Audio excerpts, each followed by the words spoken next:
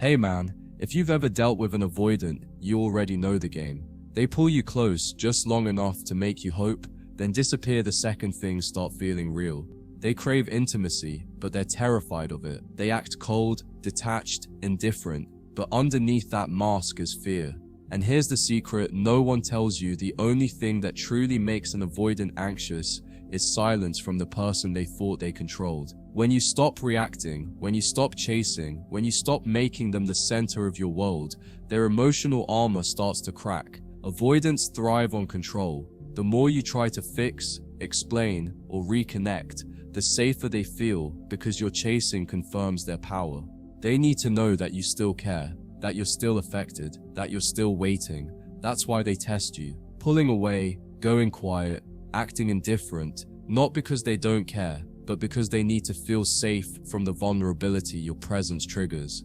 The moment you stop chasing, they lose that sense of control, and that loss creates anxiety, because suddenly they can't predict you anymore. The first step in making an avoidant anxious about losing you is emotional neutrality, not anger, not bitterness, not performative indifference, genuine neutrality. You don't beg, you don't explain, you don't defend. You let the silence speak, because nothing confuses an avoidant more than peace, where they expected chaos. They're used to people reacting, pleading, over-explaining, but when you stay calm, collected, and detached, you trigger something deep in them: uncertainty. And avoidants fear uncertainty more than they fear intimacy. See, avoidants secretly depend on your emotional energy.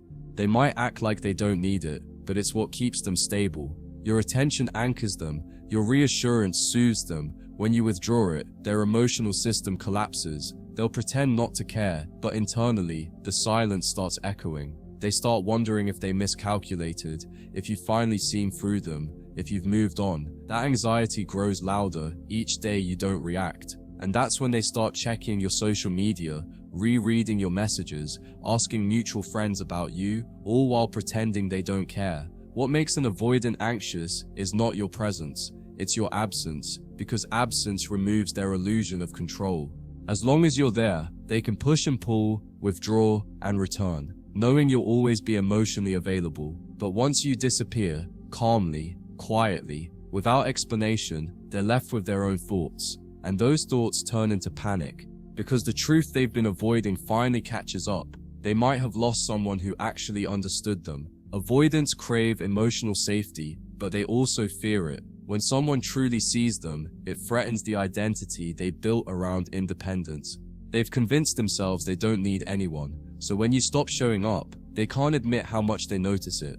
They'll act unaffected, but inside, they're checking for signs that you're still there. Every day you stay silent, they grow more restless. Every week you stay calm, their detachment starts turning into curiosity, then confusion, then fear. The real shift happens when you stop trying to prove your value and start embodying it. Avoidants are used to emotional pursuit. They expect to be chased, but when you redirect that energy inward, focusing on your life, your purpose, your peace, something changes. They sense it. Because avoidants are hypersensitive to emotional energy, they can feel when your energy is no longer circling them. And when that happens, their subconscious starts screaming, wait, did I just lose the one person who actually wanted me? See, avoidants operate on emotional timing. They don't respond to love in real time. They respond to loss. When you love them, they retreat. When you withdraw, they reflect. That's why no contact drives them insane. It's the first time they have to sit with their own emotions without your emotional labor cushioning them. At first, they'll distract themselves. New hobbies, new people, false confidence. But as the silence stretches, the distractions lose their effect. And that's when anxiety sets in. The silence exposes their illusion. Avoidants tell themselves they're fine alone. But when the emotional bond they took for granted disappears, they're forced to confront the emptiness behind that statement. Suddenly, solitude doesn't feel peaceful, it feels punishing. The quiet that used to comfort them now feels like rejection. And the one person they pushed away becomes the only one they want to hear from. That's when they start to unravel. If you want to make an avoidant anxious about losing you, you have to master detached presence. That means you exist, visibly, confidently, but emotionally distant. You post, you grow, you evolve, but you don't reach out.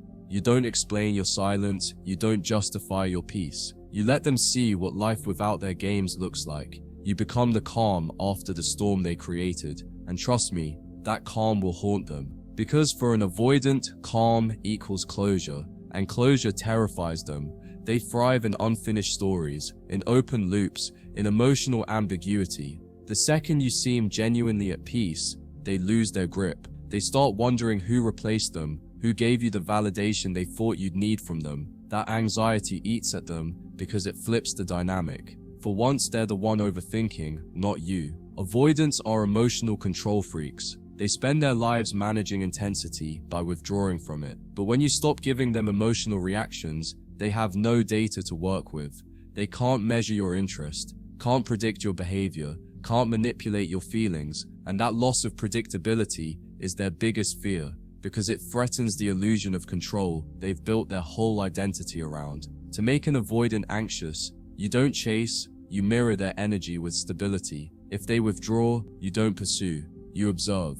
If they test you with silence, you make silence your ally. If they show indifference, you show discipline. You become emotionally untouchable. Not cold, not cruel, composed. Because composure is the one thing an avoidant doesn't know how to handle. They know how to argue, how to distance, how to create confusion, but they don't know how to handle a man who refuses to play. Here's the truth. The moment you stop trying to change an avoidant, you start changing their perception of you, because avoidants associate love with danger. The more you try to fix them, the more they associate you with pressure. But when you step back, when you respect their space without resentment, their nervous system starts to calm, and in that calm, they finally start to miss you. Not because of the attention, but because your absence feels safer than their chaos. Avoidants don't fear losing people, they fear losing control over them. So the moment you act in ways they can't anticipate, you become a psychological mystery, and mysteries attract avoidants like magnets. They'll start replaying old memories, analyzing old texts, wondering if you still think of them. They'll rationalize it as curiosity, but underneath, it's anxiety, because they're not used to someone out-detaching them. The most dangerous thing you can do to an avoidant is grow. They don't expect that. They expect you to stay stuck, to stay emotionally dependent, to stay hurt. But when you become the version of yourself that no longer needs their validation, when you become emotionally self-sufficient, it disrupts their entire worldview. They're forced to realize that maybe they weren't the strong one after all. Maybe the power dynamic they built was just an illusion. Avoidance starts to spiral when you stop chasing, because it exposes their emotional immaturity. You see, their entire defense mechanism relies on your willingness to play the game. Once you stop, the game ends, and they're left facing their emptiness. The silence becomes a mirror. Every moment they thought they were in control now replays as a reminder of what they lost. That's when anxiety turns into obsession. But here's the key. You can't fake detachment. Avoidance can sense energy. If you're pretending to be calm but secretly waiting for them to come back, they'll feel it. True detachment isn't silence for reaction, it's silence for restoration. It's knowing that your value doesn't depend on their return. When your peace becomes genuine, it becomes magnetic. That's when they start chasing, because they sense you've truly let go. The longer your silence lasts, the more the avoidance fear of abandonment flips into fear of regret. They'll start rationalizing the breakup, convincing themselves they don't care, but that story cracks the moment they realize you've moved on emotionally. Avoidants are addicted to being the one who leaves, but when you stop being there to be left, you rob them of their favorite power.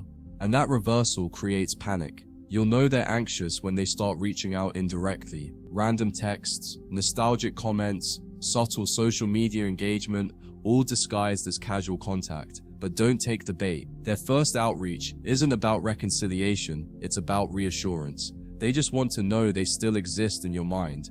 The real power move is not responding emotionally. Let them feel the full weight of their own silence. And this is where most people fail. They break the silence too soon. They feed the avoidance anxiety before it fully matures into realization.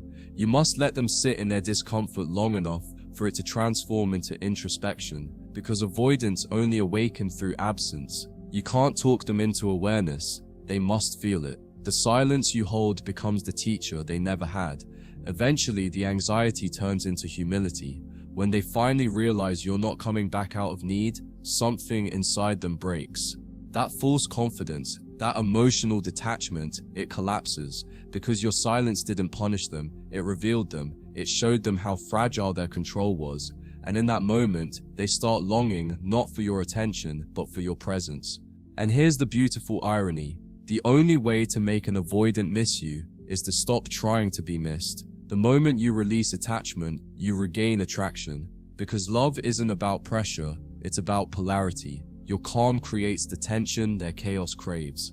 Your peace becomes the drug they can't replicate anywhere else. And that's when the avoidant, the one who once ran, starts chasing the stability they used to fear. Understand this, brother.